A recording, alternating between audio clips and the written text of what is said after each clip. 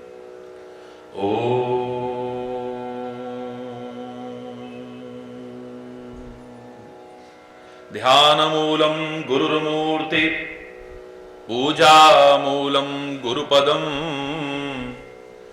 मंत्रमूलं गुरुर्वाक्यं मोक्षमूलं गुरुकृपा।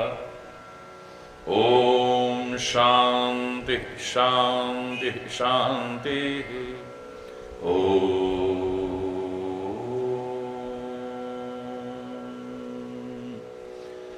सर्वमंगलमांगल्ये शिवे सर्वार्थसाधिके शरण्ये त्र्यंबके गौरी नारायणी नमोस्तुते।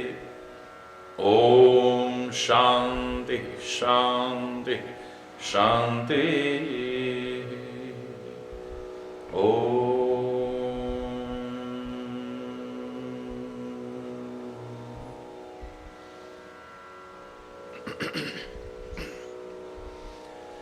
ईश्वर तुम्ही कृपा करो, ईश्वर तुम्ही कृपा करो, तुम बिन हमारा कौन है, तुम बिन हमारा कौन है। ईश्वर तुम्ही, ईश्वर तुम्ही दुर्बलता दीनता हरो, दुर्बलता दीनता हरो, तुम बिन हमारा कौन है, तुम बिन हमारा कौन है। ईश्वर तुम्ही, ईश्वर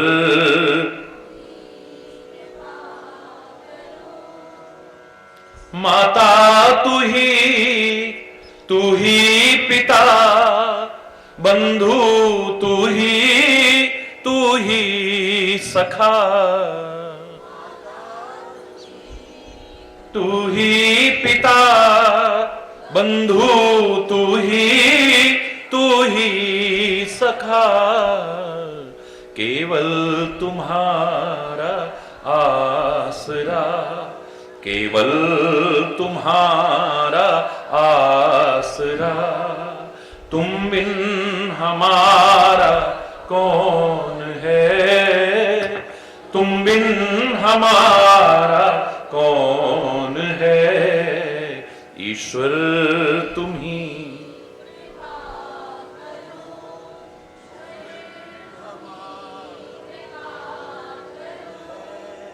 माता तू ही पिता, बंधु तू ही सखा, माता तू ही पिता, बंधु तू ही सखा। केवल तुम्हारा आसरा, केवल तुम्हारा आसरा, तुम बिन हमारा कौन है, तुम बिन हमारा कौन है। ईश्वर तुम्ही, ईश्वर तुम्ही, तुम बिन हमारा कौन है, तुम बिन हमारा कौन है। ईश्वर तुम्ही, ईश्वर तुम्ही, जाए तो जाए हम किधर, तेरी शरण को छोड़कर, जाए तो जाए हम किधर, तेरी शरण को छोड़कर कुछ भी नहीं आता नजर, कुछ भी नहीं आता नजर। तुम बिन हमारा कौन है, तुम बिन हमारा कौन है। ईश्वर तुम ही कृपा करो, ईश्वर तुम ही कृपा करो, कृपा करो, कृपा।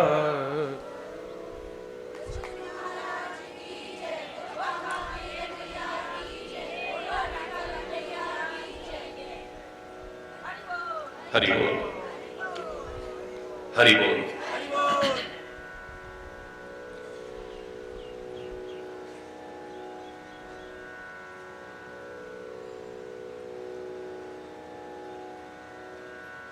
मातृप्रधान संस्कृति है भारतवर्ष की।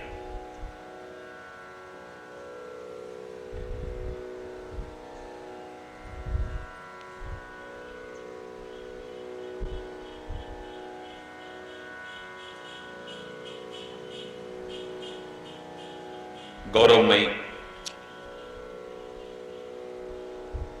संस्कृति है हमारे भारतवर्ष की। या जिसका भी हम सम्मान करते हैं,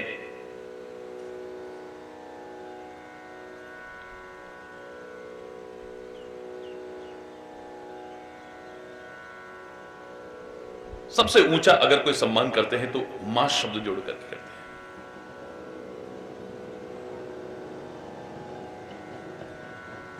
बड़ा अनुपम शब्द है मां, अद्वितीय शब्द है मां, बड़ा अलौकिक शब्द है मां, गौरव परिपूर्ण शब्द है मां, गरिमामय शब्द है मां।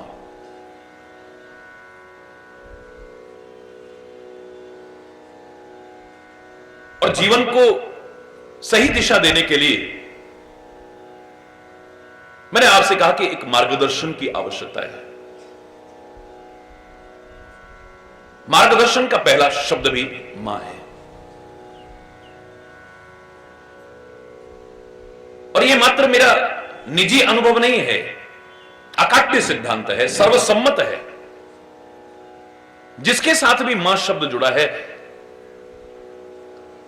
आंख मूंद करके भी उसके मार्गदर्शन को यदि आप अपना लो तो जीवन का उत्थान होगा, कभी पतन नहीं हो सकता है।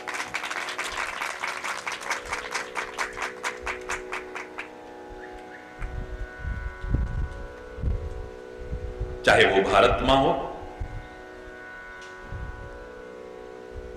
भारत की वो संस्कृति, महान संस्कृति, मूर्खतावश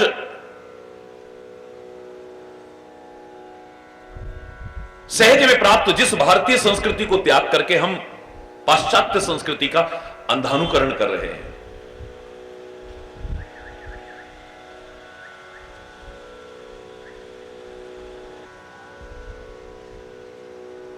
जो हमें प्यार सिखाती है, जो हमें सद्भाव सिखाती है,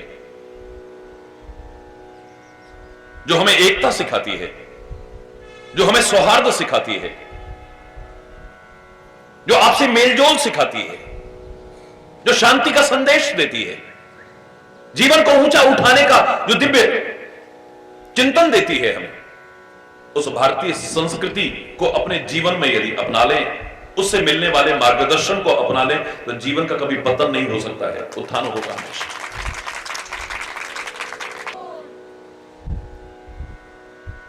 बहुत विस्तार से आपने कल सुना है,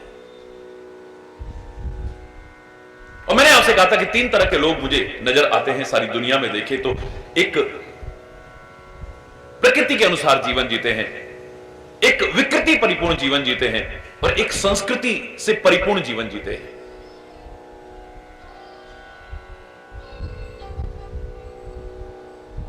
कहीं पर प्रकृति के दर्शन होते हैं, कहीं विकृति के दर्शन होते हैं, और कहीं संस्कृति के दर्शन होते हैं। संस्कृति से परिपूर्ण जीवन जीने की कोशिश करना अगर न जी सको तो प्रकृति की व्यवस्था का पालन करना, वो भी ना कर सको, कम से कम विकृति परिपूर्ण जीवन जीने की कोशिश मत करना।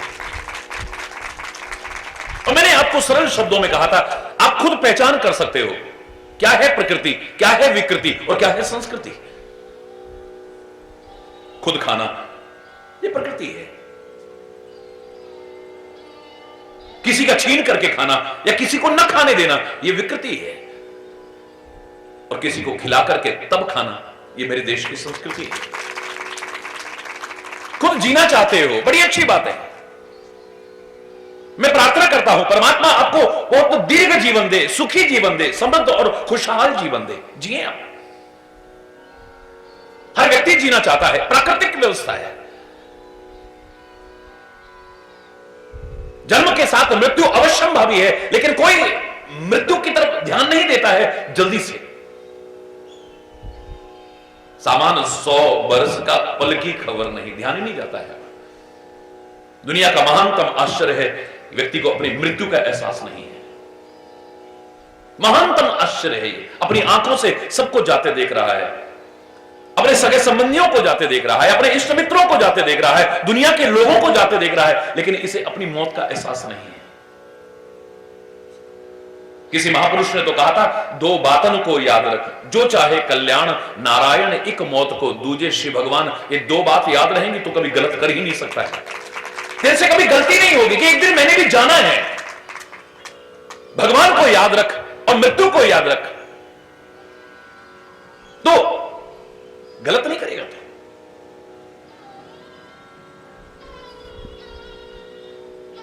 हर कोई जीना चाहता है, ये प्रकृति है।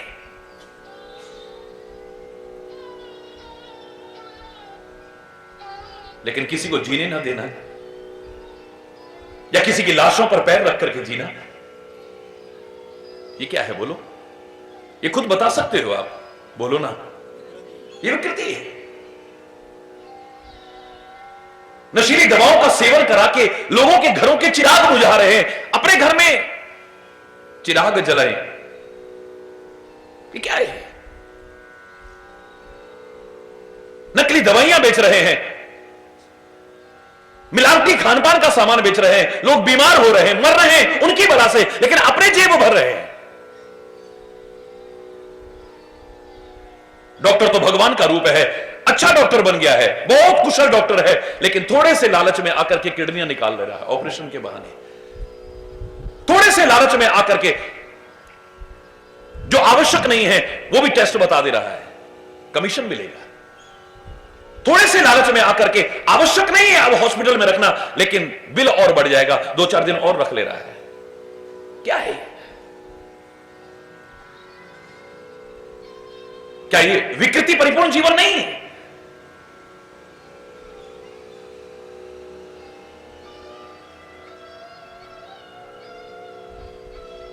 लोगों की जिंदगी से खिलवाड़ कर रहे हैं लोग। नकली दूध आ रहा है, नकली दवाइयां आ रही हैं, नकली मसाले आ रहे हैं, नकली दालें आ रही हैं, नकली सब कुछ आ रहा है, लोगों की जिंदगी से खेल रहे हैं। मैं तो कई बार कहा करता हूं, लोगों के घरों के चिराग बुझा करके जो अपने घर में चिराग जलाते हैं, सतर्क हो जाइएगा, कहीं वो चिराग तुम्हारे घर में आग न लगा दे।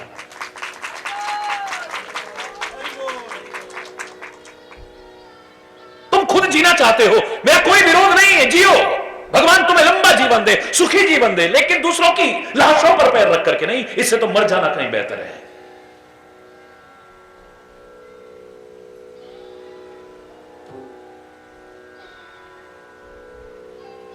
एक खुद जीना चाहता है, यह प्रकृति है। एक किसी को ढंग से जीने नहीं देता है, चैन से जीने नहीं देता है, या दूसरों की लाशों पर पैर रख के जीना चाहता है, यह विकृति है। एक अपनी जान तक दांव पर लगा करके किसी की जान बचाने की कोशिश करता है, यह संस्कृति है। और क्या? अपनी जान की परवाह नहीं कर, हंसते हंसते बलिदान हो जाता है।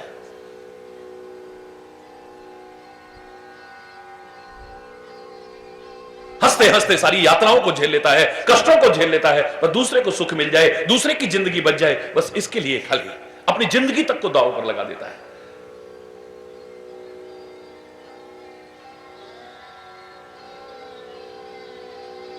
ज्यादा क्या बताऊं, अपने प्रसंग पर आ रहे हैं हम। स्वयं विचार कर लेना कि तुम प्रकृति के अनुसार जीवन जी रहे हो विकृति परिपूर्ण जीवन जी रहे हो या मेरे देश की संस्कृति के अनुरूप जीवन जी रहे हो। फिर कह रहा हूं, देश की संस्कृति को जीवन में अपनाना, क्योंकि इस देश के साथ भी मां शब्द जुड़ा है, मार्गदर्शन दे रही है। नहीं जी सकते हो तो कम से कम प्रकृति के अनुसार जीवन जियो।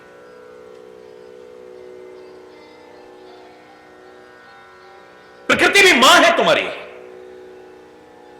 जन्म देने वाली मां से भी ज्यादा रक्षक है हमारी। लेकिन जब प्रकृति के साथ खिलवाड़ करते हो, प्रकृति के छेड़छाड़ करते हो, प्रकृति के नियमों की अवहेलना करते हो, प्रकृति के नियमों का पालन नहीं करते हो, तो ये रक्षक भी कब भक्षक बन जाती है पता ही नहीं चलता है। ये जो बाढ़ आता है, जो सूखा पड़ता है, भूकंप आता है, सुनामी आता है, ये जो प्राकृतिक आपदाओं का सामना करना पड़ता है, वो दर्द जो झेलना पड़ता है, उसके मार्गदर्शन को न अपनाने के कारण, उसके विरुद्ध जीवन जीने के कारण, उसका दुष्परिणाम है ये हमारे साथ।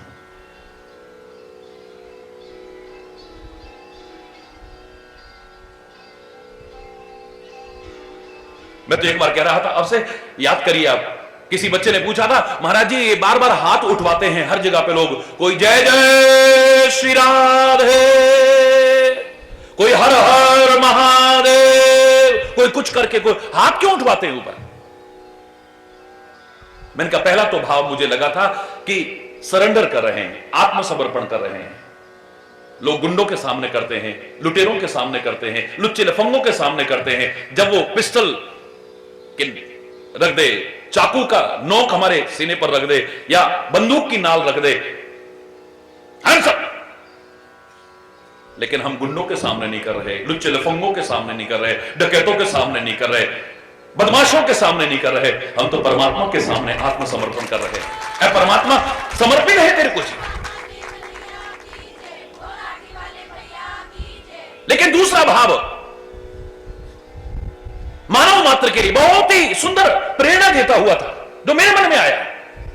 मुझे लगता है प्रकृति ने हमारे पांव जमीन पर रखे हैं, लेकिन बाकी सब ऊंचा रखा है। ये प्रकृति की व्यवस्था है। देखिए आप, कितनी सुंदर व्यवस्था है। पांव तुम्हारे इस जमीन पर रहे, जिसे तुम कहते हो दुनिया बड़ी गंदी हो गई है, रहे इसी कीचड़ में जो तुम्हारी निगाह में कीचड़ है, लेकिन तुम कमल की भांति अपने जीवन को ऊंचा उठा के रखो। यह प्रकृति की व्यवस्था है। तुम उस गंदगी में लिप्त ना हो, निर्लिप्त रहो उस गंदगी से, बच करके रहो उस गंदगी से। यह शिक्षा थी। तुम्हारा मस्तिष्क को ऊंचा बनाया है, नीचे नहीं। यानी इस मस्तिष्क में जो चिंतन आए वो ऊंचा ऊंचा आए, नीचा ना आए कभी भी। पांव तुम्हारी जमीन पर नीचे रहे बेशक, नो प्रॉब्लम, लेकिन मस्तिष्क को ऊंचा बनाया है, इसमें चिंतन ऊंचा आना चाहिए, नीचा चिंतन नहीं।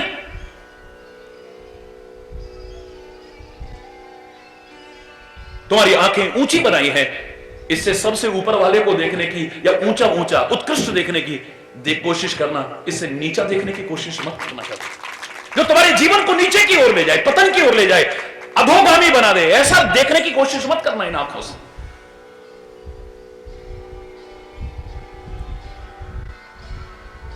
प्रकृति ने इन्हें ऊंचा बनाया है, तो इनसे ऊंचा ऊंचा देखना, अच्छा अच्छा देखना, उत्कृष्ट देखना।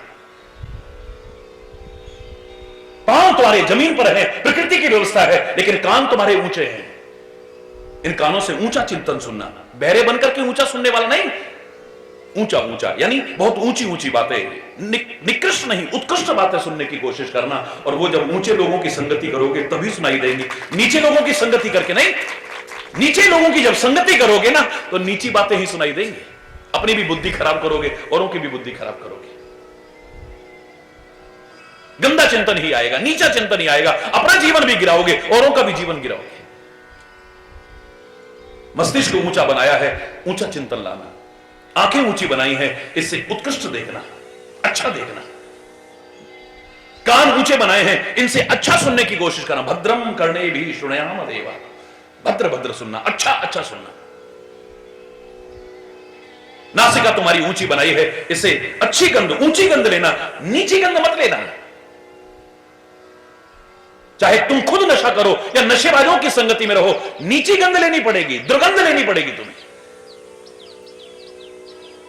वाणी तुम्हारी ऊपर बनाई है, पैर चाहे जमीन पर हैं, इस वाणी से ऊंचा ऊंचा यानी चिल्ला करके नहीं, अच्छा अच्छा उत्कृष्ट चिंतन बोलने की कोशिश करना, अच्छा बोलने की, ऊंची बातें बोलने की कोशिश करना, कभी नीची बातें बोलने की कोशिश मत करना।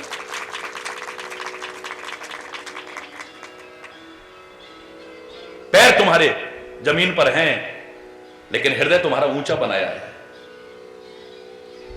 इस हृदय में ऊंची भावनाएं लाना, कभी नीची भावनाएं मत लाने की कोशिश करना। पैर तुम्हारे जमीन पर हैं, लेकिन हाथ तुम्हारे ऊपर बनाए हैं, ऊपर बनाए हैं, ऊंचे बनाए हैं, ऊंचे कर्म करना। लेकिन खाली इतने से मेरा पेट नहीं भरता है, क्या करूं? मैं चाहता हूं आपका जीवन और ऊंचा उठे, और ऊंचा, इसलिए और ऊपर हाथ करवाता हूं कि प्रकृति की व्यवस्था से भी और कहीं 2 कदम आगे बढ़ो, इससे और ऊंचे ऊंचे कर्म करो। नीचे कर्म करने की कोशिश मत करना। इस पर मत जाओ कि मैं क्या बुलवा रहा हूं, हाथ ऊपर उठवा करके जय जय श्री राधे करवा रहा हूं, या हर हर महादेव करवा रहा हूं, या क्या करें, इस पर ध्यान मत दो ज्यादा। परमात्मा का नाम है, वाणी पवित्र होगी, वातावरण पवित्र होगा, बड़ी अच्छी बात है, लेकिन भाव क्या है, इसे नजरअंदाज मत कर देना है। जिसे नास्तिक भी मानने को तैयार होगा, आस्तिक भी मानने को तैयार, कोई मजहब की दीवार जिसके आड़े नहीं आ सकती है, वो चिंतन दे रहा हूं। जाना कोई हिंदू है, ना मुसलमान है, ना सिख है, ना ईसाई है, ना जैन है, ना बौद्ध है, ना पारसी है, ये तो हर एक को सोचना चाहिए कि पैर प्रकृति की व्यवस्था के अनुसार चाहे नीचे रहें, पर इन हाथों से तो ऊंचे ऊंचे कर्म करने हैं, और ऊंचे ऊंचे कर्म करने, नीचे कर्म नहीं करने। तुम सीखने वाले बन जाओ, सृष्टि का एक कण कण तुम्हें सिखाने को तैयार है। ये मेघ तुम्हें सिखाएंगे, ये झरने तुम्हें सिखाएंगे, ये पहाड़ तुम्हें सिखाएंगे, ये नदियां तुम्हें सिखाएंगी, ये पृथ्वी तुम्हें सिखाएगी, ये पक्षी सिखाएंगे, ये पशु सिखाएंगे, कीट मकोड़े तक सिखाएंगे, मानव सिखाएंगे, दानव सिखाएंगे, अच्छे सिखाएंगे, बुरे सिखाएंगे। और तुम न सीखना चाहो तो भगवान भी तुम्हें नहीं सिखा सकते। सीखना तो चाहो, मार्गदर्शन लेना तो चाहो, अपने जीवन को ऊंचा उठाने की कोशिश तो करो। तुम्हारे मन में भाव तो आए कि हमने अच्छा जीवन बनाने की कोशिश कर रही है, बस, जिसके कारण सुखी तुम ही रहोगे, फायदा तुम्हारा ही होगा। हरि बोल है, तुम्हारा ही फायदा हो, किसी और का फायदा नहीं, किसी और का स्वार्थ नहीं। महाराज जी जो इतना समय दे रहे हैं, काहे के लिए दे रहे हैं? महाराज जी जो इतना बोल रहे हैं, काहे के लिए बोल रहे हैं? क्या ले जाएंगे आपसे? अगर तुम कहो प्यार, तो प्यार भी तुम इतना देते हो तो महाराज जी इतना देते हैं। हरि बोल। बाकी और क्या लेके जाएंगे आपसे? बस एक खुशी होती है जब आपको सुखी देखता हूं, तो दुख होता है जब आपको दुखी देखता हूं। इसलिए बताने की कोशिश कर रहा हूं, ये करोगे तो सुखी रहोगे, ये करोगे तो दुखी होगे, बस, और कोई उद्देश्य नहीं। क्योंकि आप जब सुखी होते हो, हंसते खेलते दिखते हो, स्वस्थ होते हो, तो आपके महाराज जी का भी हृदय प्रसन्न होता है। और जब आप दुखी दिखाई देते हो, तो इस हृदय में भी व्यथा होती है, पीड़ा होती है। हरि बोल, जोर से बोल।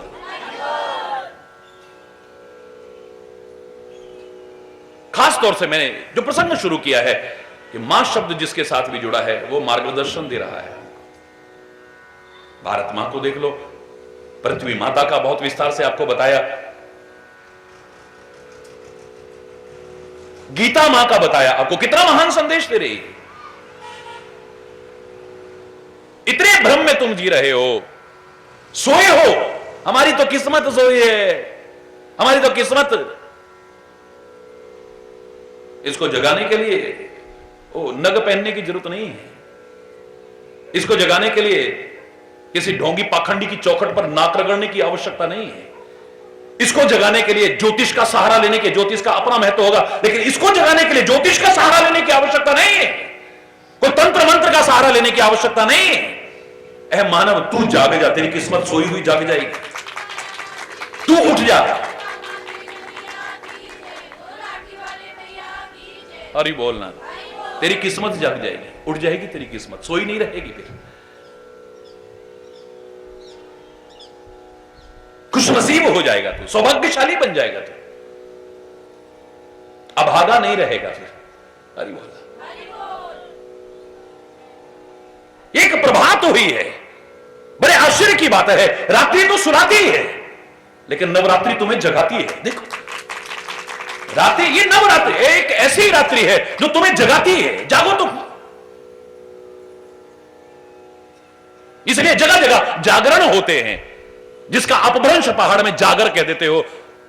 आज उसने ढोंग पाखंड का रूप धारण कर लिया हो, एक अलग बात है।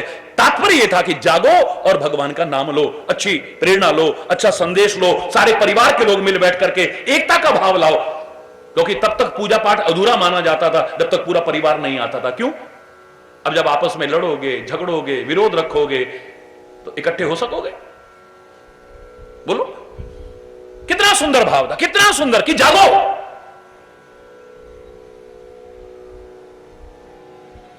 गीता ने भी क्या किया था? सोए, मोह रूपी रात्रि में सोए, अर्जुन को जगाने की तो कोशिश की थी। 18 अध्याय की पूरी गीता सुनाने के बाद भगवान कृष्ण ने पूछा था, क्या हुआ? अब बोलो, अब कोई प्रश्न नहीं आ रहा है, उलट करके कोई प्रश्न नहीं आ रहा है। अब अर्जुन कहता है, नष्टो मोह स्मृतिर्लब्ध्वा, मेरा मोह नष्ट हो चुका है, मेरी स्मृति जागृत हो गई है, अब मैं जाग गया हूं, सोया नहीं हुआ, मैं अपने कर्तव्य पथ पर आरूढ़ होने के लिए तैयार हूं। केशव, ले चलो मेरे रथ को युद्ध भूमि के। अरे बोल, जगा देती है ये बेला अमृत भया,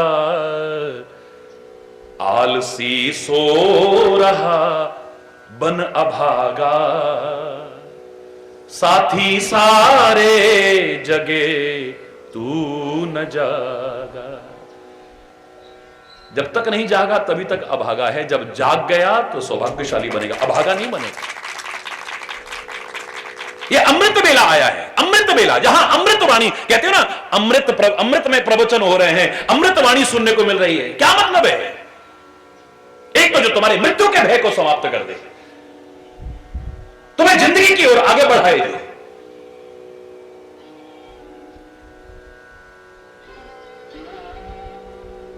वो भी अमृत बेला है जो प्रातःकाल उठ करके प्रकृति की व्यवस्था का लाभ उठाते हो, और उसके बाद में यहां जो बैठे हो ना, ये भी अमृत बेला है, समझो। जब जागो तभी सवेरा है। हरि बोल। जब जागो तो जाग जाओ ना।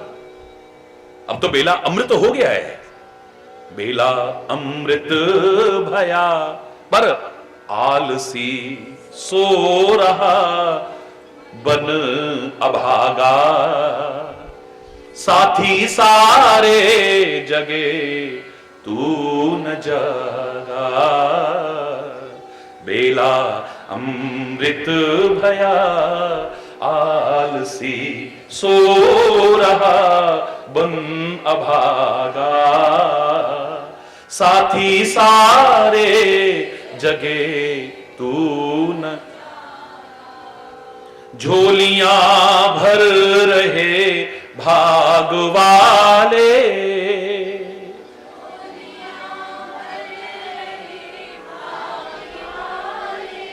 दिन भर हजारों लोगों की लाइन लगी है, हर जगह कार्यक्रम आप देखते हो, लाखों लाखों की संख्या में। यहां भी 10 दिन में मेरे शायद टोटल हाजिरी लाखों की संख्या में लगेगी। और ज्यादातर लोगों से सुनोगे, हमारा तो ये मिल गया, हमें तो ये मिल गया, हमारा तो ये बन गया, हमारा तो तब ऐसे थे, हम तो बिल्कुल किसी काम के, हम ये वो पता नहीं कितना। ये झोली भर गई, ये झोली भर गई, ये झोली भर गई, पर तेरी झोली खाली क्यों है?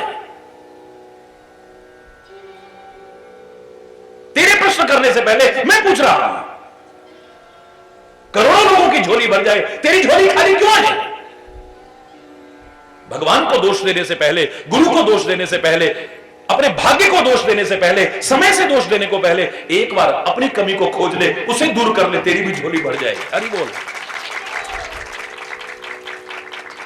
झोलियां भर रहे भाग वाले,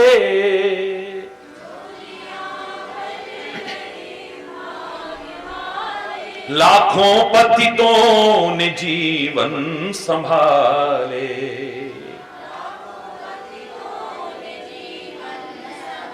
तुम्हारे देखते देखते रंक राजा बने, भक्ति रस में सने कष्ट भागा, साथी सारे जगे तू न जागा। पता नहीं कितने रंक राजा बने, भक्ति रस में सने कष्ट भागा, साथी सारे जगे तू न जागा। बेला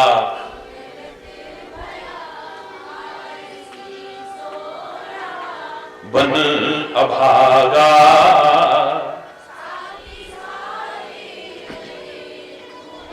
उसकी कृपा से नर्तन जो पाया, उसकी कृपा से नर्तन जो पाया, या उत्तम कर्मों से नर्तन ये पाया, उत्तम कर्मों। आलसी बन के सब कुछ गंवाया।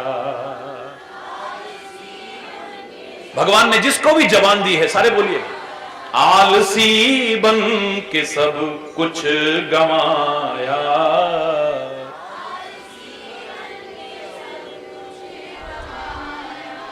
उल्टी हो गई मति करके अपनी क्षति रोने लगा, साथी सारे जगे तू न जागा।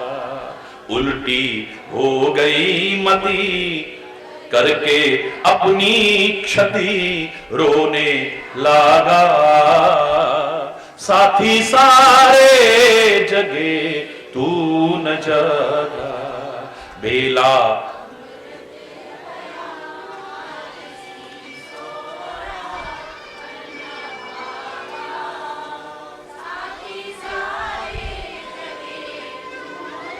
भाई अब भी न तूने विचारा,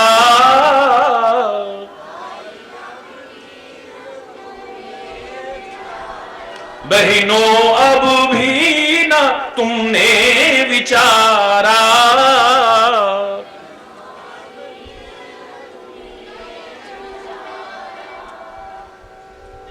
बेला अमृत गया ना संभाला, बेला अमृत गया।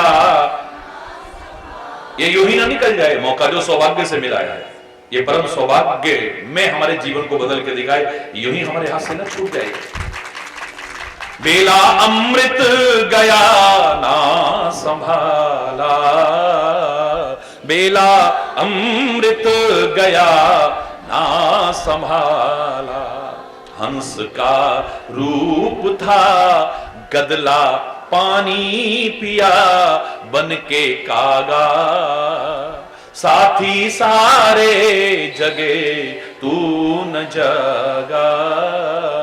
हंस का रूप था गदला पानी पिया बन के कागा, साथी सारे जगे तू न जगा।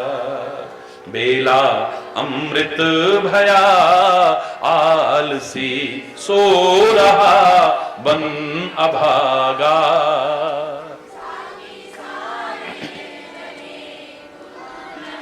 साथी सारे जगे तू न जागा, साथी सारे जगे।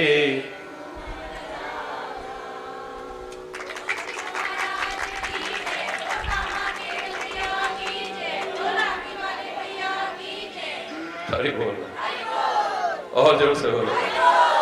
तो जो मार्गदर्शन हमें मिल रहा है उसे अपनाएं भी तो।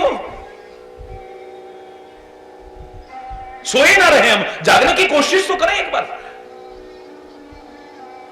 सारे महापुरुषों ने अपने अपनी अपनी अपनी वाणी में, अपने अपने शब्दों में, अपने अपने तरीके से जगाने की कोशिश की है हमें। उठ जाग मुसाफिर भोर भई, अब रैन कहां जो सोबत है।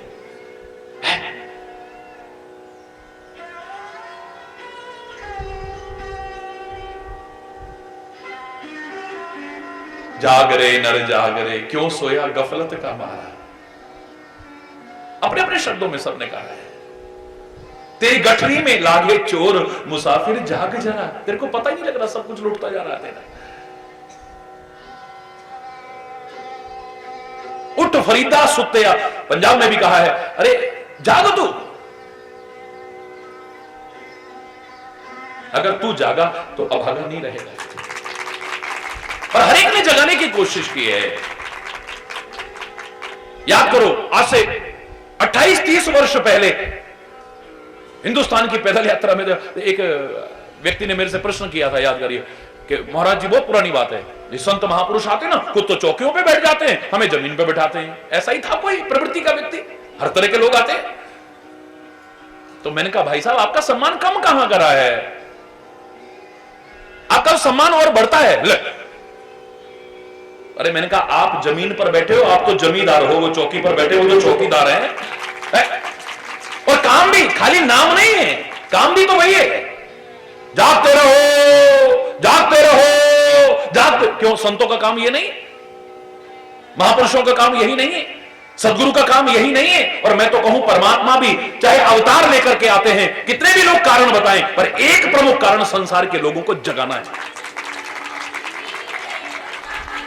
चाहे वो शस्त्र से जगाएं, चाहे वो शास्त्र से जगाएं, चाहे प्यारी सी मुस्कुराहट देकर के नींद उड़ा दें। हरि बोल, कन्हैया की तरह। और नींद नहीं आती है। हरि बोल। उद्देश्य वही है कि नींद से जगाना।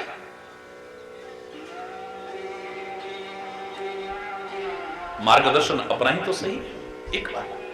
एक बार उनके मार्गदर्शन। और मैंने कहा, दावे से कह रहा हूं, जिसके साथ भी मां शब्द जुड़ा है, जिसके साथ भी मां शब्द जुड़ा है, एक एक प्रकृति की व्यवस्था को देखो आप। प्रकृति मां की चर्चा चल रही है तो है?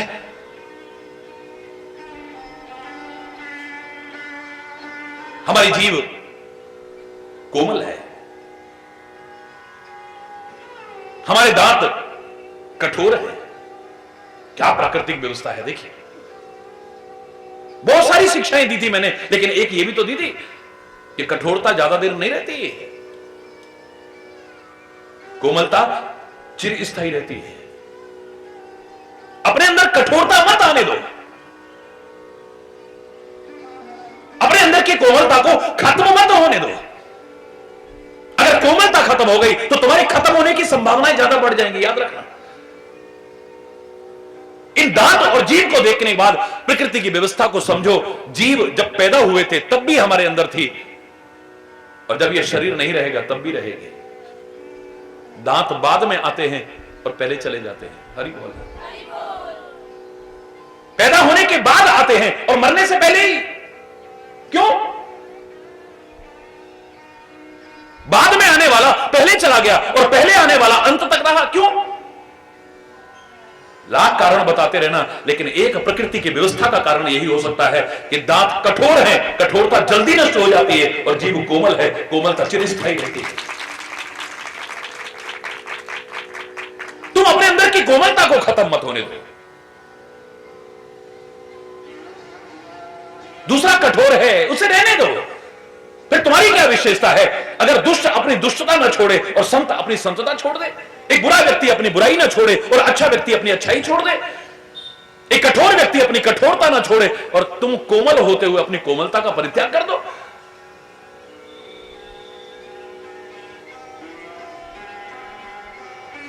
जिस राम का गुण गा रहे, अति कोमल रघुवीर सुभाऊ, यद्यपि अखिल लोक कर राव। और उस कोमलता को उमा राम स्वभाव जी जाना, ताहि भजन तज भाव नयाना। उस कोमल स्वभाव को जिसने जान लिया है उन्हीं का होकर के रह गया। संत का स्वभाव देखो, गुरु का स्वभाव देखो, क्या कोमलता है, क्या कोमलता है। हमारी भलाई के लिए कई बार कठोरता चाहे अपनाते हो, मां बाप भी अपना लेते हैं। वो तो भगवान भी, वज्राद अपनी कठोरानी, वो वज्र से भी कठोर भी तो है, लेकिन कोमलता देखो कितनी है, कितनी कोमलता है। लोगों ने कहा संत का स्वभाव, गुरु का स्वभाव कैसे? बोले हृदय कैसा है? मक्खन जैसा। क्यों अपमान करते हो संत का? क्यों संत के स्वभाव का, उसके हृदय का क्यों अपमान करते हो? नहीं नहीं नहीं, मक्खन भी कोमल होता है, उनका हृदय भी कोमल होता है, स्वभाव भी कोमल होता है। मक्खन भी उज्जवल होता है, उनका चरित्र भी उज्जवल होता है। मक्खन भी पानी में रहकर के पानी से अलग रहता है, और वो भी समाज में रहकर के समाज से अलग रहते हैं। सारी विशेषताएं तो मिलती हैं। महापुरुषों ने कहा, अरे मूर्खो, मक्खन में एक कमी ऐसी है, उसको कभी भी संत की श्रेणी में नहीं आने देगी। आप जानते हो उसकी कोमलता किस तरह की है। मक्खन को अपने आप को गर्मी मिले, कष्ट मिले, पिघल जाएगा, लेकिन संत अपने कष्टों से नहीं, अपनी गर्मी से नहीं, जब दूसरे को कष्ट में देखता है तो पिघलता है। उसकी कोमलता विचित्र प्रकार की है। संत हृदय नवनीत समाना, कहा कवि न पर कहे न जाना। कहना ही नहीं आया कवियों को। माना कि सारी विशेषताएं एक जैसी हैं, पर एक विशेषता संत में ऐसी है, वो मक्खन की कोमलता में कभी आ ही नहीं सकती। अपने आप को गर्मी मिले, कष्ट मिले, मक्खन पिघल जाएगा, लेकिन संत, सदगुरु, महापुरुष अपने कष्टों से नहीं पिघलते, वो तो दूसरों को कष्टों में देखते हैं तो पिघल जाते हैं। प्रकृति ने बहुत सुंदर व्यवस्था की है। प्रकृति मां तुम्हें सिखा रही है, सीख जाओ। एक व्यक्ति ने, बहुत पहले की बात है, बिल्कुल शराब के नशे में धुत था, वो नहीं बोल रहा था, वो बोल रही थी। लाखों लोगों ने महाराज जी के संपर्क में अपने गंदे व्यसनों का भी परित्याग किया है, आपसे छुपा हुआ नहीं है। लाखों की संख्या हो चुकी है। यद्यपि इसमें महाराज जी का कोई चमत्कार नहीं है, ये सत्संग का चमत्कार है, या अपनी संकल्प शक्ति का चमत्कार है। सत्संग उसे जागृत करने में या बढ़ाने में सहायता दे सकता है, अपनी विल पावर का है। हरि बोल। कोई गुट्टी घोल करके नहीं पिलाता हूं, कोई ताबीज नहीं देता हूं, कोई झाड़ फूंच नहीं करता हूं, कोई बबूती नहीं देता हूं। हरि बोल। लेकिन कैसे कैसे लोगों ने अपनी जिंदगी संवारी। तो एक व्यक्ति ऐसा बिल्कुल नशे में धुत, महाराज जी, हालांकि उसके टोन में बोलना अच्छा नहीं लग रहा मेरे मुंह से, ये तुम्हारा भगवान तो बिल्कुल बेवकूफ है। सर्दी के दिन थे, कह रहा उसको इतनी अक्ल नहीं है, हमारे मुंह के ऊपर नाक लगा दी उसने। ये सच्ची घटना बता रहा हूं, सुनी सुनाई नहीं है, बहुत पुरानी बात बता रहा हूं आपको, पैदल यात्रा की बात बता रहा हूं। आपके भगवान को अक्ल नहीं है। अरे आजकल जब हमें कोल्ड हो जाता है, नाक बहकी हमारे मुंह में जाती है, उसको सोच के लगानी चाहिए थी। बड़ा विचित्र सा लगेगा उदाहरण, लेकिन मैं एक, इसमें भी कितना बड़ा सार छुपा है, इसे ध्यान से सुनना। पहले कभी सोचा नहीं था, लेकिन उसको समझाने के लिए मैंने कहा तू कल आना, सुबह के टाइम आना, मैं बताऊंगा तेरे को कि भगवान समझदार है या मूर्ख है। अरे बोला। सुबह आया, मैंने कहा बेटा तू रात ऐसा ऐसा करा, हाँ मेरे मुंह से कुछ गलत निकल गया हो तो माफ करना, फिर मगर तूने ऐसा ऐसा कहा था भाई। और भी लोग बैठे हुए हैं, मैं कम से कम तेरे माध्यम से उन सबको बता दूं कि प्रकृति की भगवान ने कितनी सुंदर व्यवस्था की है। हमारे अंदर कोई गलत चीज ना चली जाए। कितनी ममता है भगवान के मन में, कितनी करुणा है भगवान के मन में, कितना वात्सल्य है, मां से भी ज्यादा। इसके जीव के अंदर गलत चीज ना चली जाए। कितने कितने चौकीदार बैठा रखे हैं। सबसे पहले आंख चौकीदार है। कोई भी चीज होगी हमारे मुंह के अंदर तब तक नहीं जा सकती है जब तक उसे पास ना कर दे हमारी आंखें। बोलो, किसी ने कोई चीज पकड़ाई, बड़े खुश हो गए हमने पकड़ ली, लेकिन ये तो सड़ी हुई है, आंखों ने रिजेक्ट कर दी, खा सकोगे? बोलो, सड़ी हुई चीज, गंदी चीज, आंखों ने कह दिया ये खाने लायक नहीं है, खा सकोगे? पहला चौकीदार, गलत चीज तुम्हारे अंदर ना चली जाए। आंख ने भी कह दिया चीज बहुत अच्छी है, बहुत अच्छी चीज है, हा कितने सुंदर सुंदर अंगूर हैं, लेकिन दूसरा चौकीदार है हाथ। हाथ में आया, अरे ये तो मोम का है, ये खाने लायक थोड़ी ना है। अरे बोल, ये तो मोम का है, ये तो आर्टिफिशियल है, ये तो नकली बना हुआ है, ये खाने लायक। तुम्हारे अंदर गलत चीज ना चली जाए। पहला चौकीदार आंख बैठा रखी है। बड़ा हुआ हाथ भी हट जाएगा, सड़ी चीज को तुम्हारा हाथ उठाने की भी, उठाते भी हट जाएगा वहां से। अगर आंख ने कह दिया ये खाने लायक नहीं है, हाथ हट जाएगा वापस। आंख ने पास कर दी, आपके हाथ ने चीज उठाई, लेकिन हाथ में आते कह दिया खाने लायक नहीं है, हटाओ इसे। बोलो। हाथ ने भी पास कर दी, चीज आएगी मुंह तक, लेकिन मुंह के पास तब आएगी, मुंह पैर में खुलेगा, पहले नाक कह देगी खाने लायक है या नहीं। हटा इसको, क्या सड़ी चीज ले आया तू, हरी बोलना, इसमें तो बदबू आ रही है, ये तो खराब हो चुकी है, सड़ गई ये चीज। नाक कह देगी ये चीज खाने लायक। बोलो, ये कोरी कथा नहीं है, प्रैक्टिकल बात है, प्रकृति की व्यवस्था है। नाक ने अगर कह दिया ये खाने लायक नहीं है, तुम्हारा हाथ फिर वापस लौट जाएगा। बोलो, मुंह खुल नहीं सकता, मुंह खुल नहीं सकता, कोई जबरदस्ती करेगी तो दांत पीच के बैठ जाओगे, अरे हटा इसको, खाने लायक नहीं है ये। तीसरा चौकीदार, उसके बाद नाक ने भी कह दिया बदबू नहीं आ रही है, दुर्गंध नहीं आ रही है, सड़ी हुई चीज नहीं है, खाने लायक है, देखने में भी ठीक है, हाथ में पकड़ने में भी ठीक है। नाक ने भी पास कर दी, अब मुंह खुलेगा। मुंह के अंदर नहीं जा सकती जब तक जीभ हमारी पास ना कर दे। जीभ कह देगी खाने लायक है या, जीभ का अगला हिस्सा पहले उस रस को ग्रहण करके बता देगा ये तो कड़वा है, ये तो तीखा है, ये तो ऐसा है, ये वैसा है, खाने लायक है या नहीं है, जीभ बता देगी। बोलो बोलो, बात ठीक है, बोलो जोर से बोलो, बिल्कुल ठीक है। अब जीभ ने भी पास कर दिया, नहीं खाने लायक है, अब खाना शुरू हुआ। दांत कह देंगे इसमें तो कंकड़ है। बोलो, कितने कितने चौकीदार बैठा रखे हैं, बोलो कितने कितने चौकीदार। ये आंखें दिखाई थी कि आप कोई सड़ी चीज ना लो, हाथ आपको दिए थे कि गलत चीज को मत लो, नासिका ने कहा था कि दुर्गंध परिपूर्ण सड़ी हुई चीज मत लो, जीभ ने कहा था कि तीखी हुई चीज है, ये कड़वी चीज है, मत लो। अब तुम शराब पी रहे हो, सुगंधी वाली है, हरी बोल, सुगंधी वाली है, हैं? बोलो ना।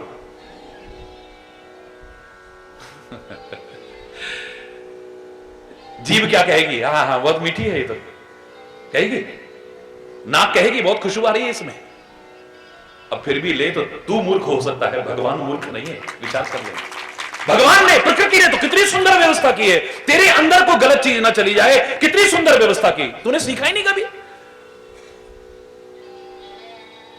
क्या तेरे खाने लायक है, क्या तेरे खाने लायक नहीं है, कैसे तेरे को रहना चाहिए, कैसे नहीं रहना चाहिए, तूने सीखने की कोशिश ही कहां की है कभी।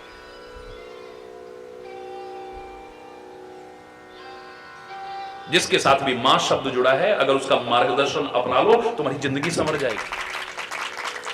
जय जय मां, जय जय मां, जय जय मां, जय जय मां।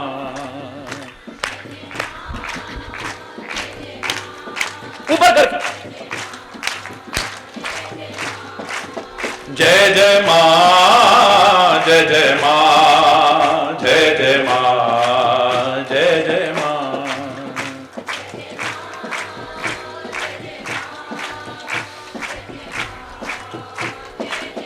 जय जय मां, जय जय मां।